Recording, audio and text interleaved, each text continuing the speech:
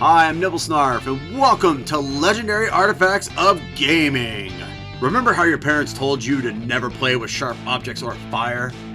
Well, forget all that, because today we're running wild with the Flaming Sword!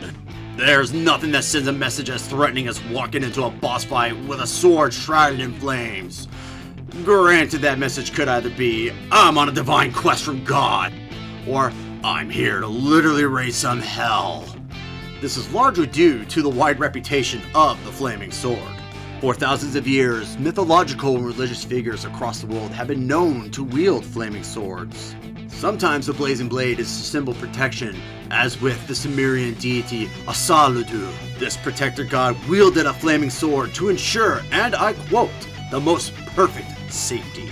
On other occasions, this burning weapon brings nothing but destruction. The Norse apocalypse Ragnarok is brought on in part by a flaming sword. The giant Surtur uses his flaming sword to slay the sun god Freyr and set the world on fire. Some Jotun just want to watch the world burn, and then see it destroyed by a giant snake. Somewhere in the middle of these examples, we find the biblical book of Genesis, in which a flaming sword is the ultimate keep-out sign. After Adam and Eve made some poor dietary choices, God sends a cherub with a flaming sword to guard the gates of Eden and ensure no humans can enter the garden again.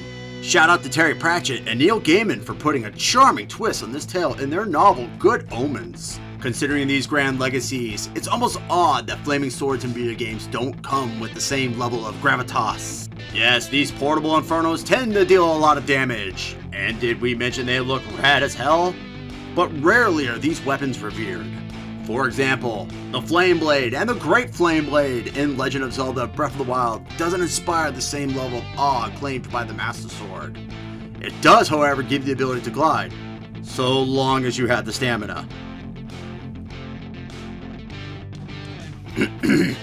Anyways, this is likely why players don't usually find themselves jumping through many hoops to claim a flaming sword.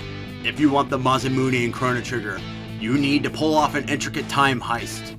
Meanwhile, if you want to use the fire sword tech, you just need Luca in the party. Hell, in Castlevania Judgment, Alucard just has to tap his sword on a torch to start wielding a burning blade. Most wouldn't know this though, probably because the game wasn't well received. None of this is to say that the flaming swords aren't respectable in their own right. As Frankenstein's monster told us, fire bad! A fire sword is even worse, especially when used as a stabbing / piercing attack, combined with said fire damage, to really help you take down enemies and rack up the experience. As well as cauterizing their wounds in the process, because proper bedside manners are still important, even in battle. Even the Bond of Flame managed to give Sora a little more bite in Kingdom Hearts 2. But while dealing extra fire damage is a great perk, it can come at a cost.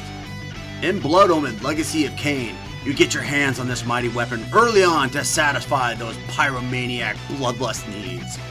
However, the burning blade turns your enemies into piles of ash, which is a bit of a problem when you're playing as a vampire who feeds on blood to replenish your health bar. Gotta weigh those pros and cons when equipping this weapon.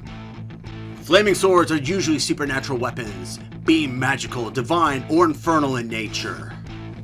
However, on occasion, we find some inspiring DIY flaming swords that deserve a shout out. In Fallout 3, players can build the Shish Kebab, a makeshift flaming sword crafted out of a motorcycle gas tank and a lawnmower blade. In addition to melee damage, the Shish Kebab also sets the target on fire. Burn, baby, burn! Please note that neither Legendary Artifacts of Gaming or Gaming Theater Presents supports making your own flaming sword. Just con one off a chaotic evil warlock like everyone else. And once you have it, try not to give it away. You never know where that bad boy could end up.